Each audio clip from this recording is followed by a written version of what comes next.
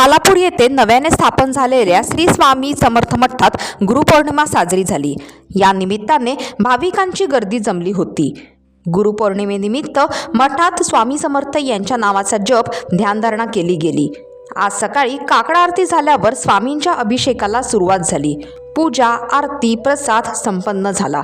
श्री स्वामी समर्थ भक्तांनी दर्शनासाठी मोठी गर्दी केली होती। श्री स्वामी समर्थ महाराज यांचा मठ खालापूरचे भक्ती केंद्र झाले। आज त्याची प्रचिती आली।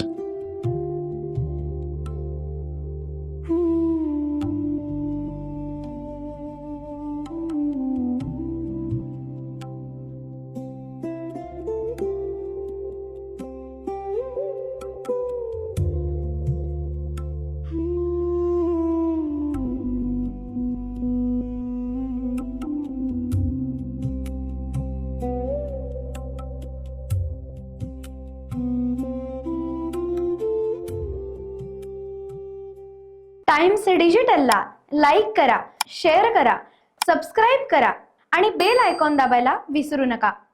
Times digital.